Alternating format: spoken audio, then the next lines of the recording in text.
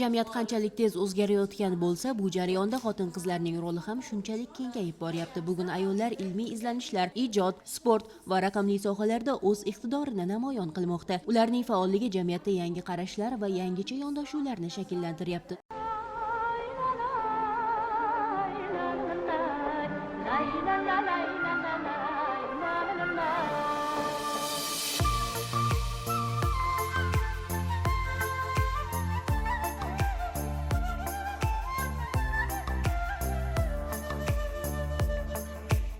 Zulfiya nomidagi davlat mukofotiga saralashning quyi bosqichlarida muvaffaqiyatli o'tgan 370 nafar xotin-qizlarimizning hujjatlari Respublika komissiyasiga kelib tushgan. Xususan, fan, ta'lim, adabiyot, san'at, sport, jamoatchilik faoliyati, madaniyat va axborot texnologiyalari yo'nalishlarida hujjatlar qabul qilindi. Zulfiya nomidagi davlat mukofotini respublika bosqichida Andijon viloyati nomidan ishtirok etyapman.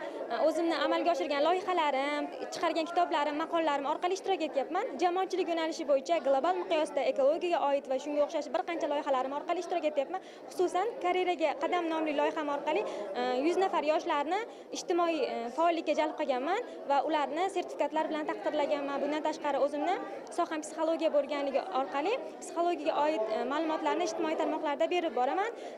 Bu loyihalarim jamiyatga foyda keltiradi degan umiddaman. Shu kabi loyihalarni amalga oshirgan, jamiyatda faol bo'lgan qizlarimiz o'zining yo'nalishlari bo'yicha har xil yo'nalishlarda hozir ishtirok etmoqda. Fan yo'nalishida aynan yo'nalish soham iqtisodiyot va moliya hisoblanadi. Bugungi kunda 80 dan ortiq ilmiy maqola va tezislarim respublika, xalqaro jurnal va ilmiy to'plamlarda chop etilgan va aynan ularning asosiy mavzusi iqtisodiyot va moliya sohasida.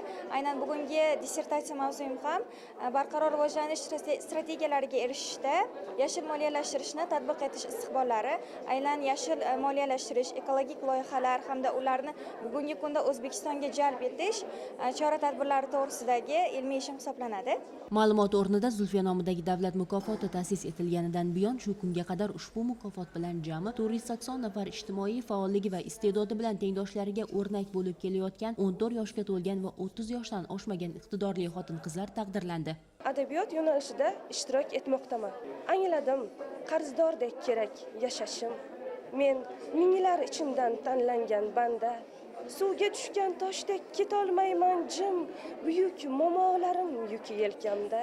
Zulfiya atындағы mamlakatlik atog'ini qatnashuv uchun oxirgi bosqichni Qoraqalpog'iston Respublikasidan yetib keldik. O'zim ilm tarovunda qatnashib atirman. Bu mening ilm tarovuna qiziquvchiligim natijasida deb ayta olaman. Sababi hozirgi vaqtda Qoraqalpoq mamlakatlik universiteti tarix yo'nalishida birinchi kurs doktoranti bo'lsam, so'nggi 6 yil davomida o'zim tanlagan Qoraqalpog'istonda muzey isi tarixi temasida ilmiy zeriklik жұмыстарын olib bormoqdaman. Hozirgi kunga kelib 60 dan ortiq ilmiy maqolalarim ham tezislarim jo'xori impact faktori jurnallarda ham konferensiya materiallarida basmadan chiqib kelmoqda. Bundan tashqari 2 o'quv metodikalik qo'llanmam, bir monografiyam basmadan chiqdi.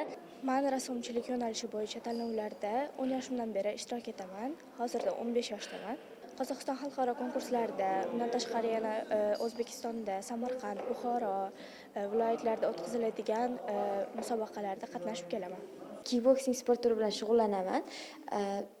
Jahon kubogi musobaqalarida 3 marta chempion bo'lganman, faxrli birinchi o'rin olganman. O'zbekiston chempionatlarida 7 marta O'zbekiston chempioni bo'lganman va 8 marta O'zbekiston kubogi chempioni bo'lganman va Osiyo musobaqalarida faxrli birinchi o'rinlarni olganman.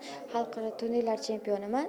Bugungi kunda sovrindorlarning 50 nafarga yaqini turli vazirlik, idora va tashkilotlarda rahbarlik lavozimlarida faoliyat yuritayotgan bo'lsa, ta'lim va tibbiyot sohasida 100 nafarga yaqin, boshqa soha va tarmoqlarda esa 70 nafardan ortiq mutaxassislar samarali mehnat qilmoqda. Bu esa mukofotning amaliy ta'siri bugun turli sohalarda sezilayotganini ko'rsatadi. Mohinur Nurqobilova, Zabihullo Azizov, yoshlar.